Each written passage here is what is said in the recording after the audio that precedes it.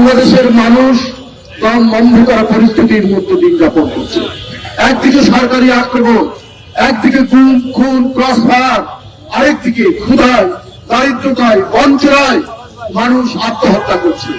মায়েরা পিতামাতারা তার সন্তান বিক্রি করছে। এই উপহার দিয়েছেন শেখ হাসিনা।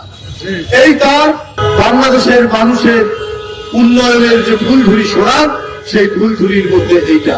মানুষ বাঁচতে চায় না, কি করে বাঁচবে? বাংলাদেশ ব্যাংক সোনালী ব্যাংক, আপনি ভিতরে গিয়ে দেখবেন কোন টাকা নেই, শুধু চেয়ার টেবিল করে আছে।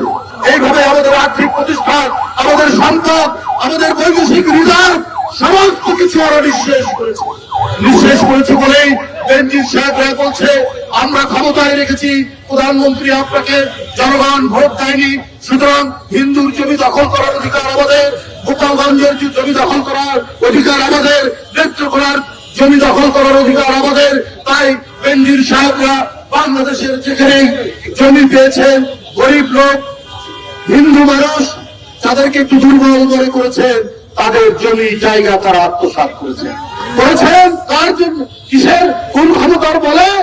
শেখ হাসিনা হচ্ছে বড় আশ্রয়দাতা বেনজির সাহেব এবং জিয়াউল আজিজদের। তাই তারা আজকে এই কাজ করতে পেরেছে। বাংলাদেশ মানুষের সরকারের মধ্যে এগ্রিমেন্ট হয়েছে যে প্রতি ব্যক্তি যারা যাবেন তার সেটা হচ্ছে ৭৮,৫০০ টাকা প্রতি মানুষের জন্য লাগবে। অথচ মালয়েশিয়া বাংলাদেশ মিলে যে দুষ্ট চক্র, সেই চক্রের কারণে $৫,০০০ অর্থাৎ ৫,৪৪,০০০ টাকা করে প্রতি মানুষকে দিতে হয়েছে। এদের ছাড়পত্র হয়েছে, এদের পাসপোর্ট হয়েছে, এদের সম্পূর্ণ প্রক্রিয়া শেষ হওয়ার পরও আজকে হাজার হাজার শ্রমিক যেতে পারেনি। বাংলাদেশের এই যে চক্র, তারা কারা? তারা শেখ হাসিনার ঘনিষ্ঠ লোক নয়।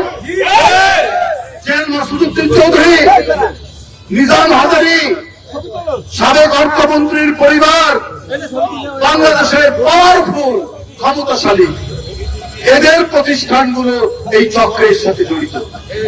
মানুষকে জায়গা, জমি, ফসলি জমি সমস্ত বিক্রি করে সহায় সম্বল বিশ্ব করে যে ছেলেটি যাচ্ছিল, সেই ছেলেটি যখন যেতে পারেনি, সে ভৈরব ব্রিজ থেকে মেঘনা নদীতে লাফ দিয়েছে।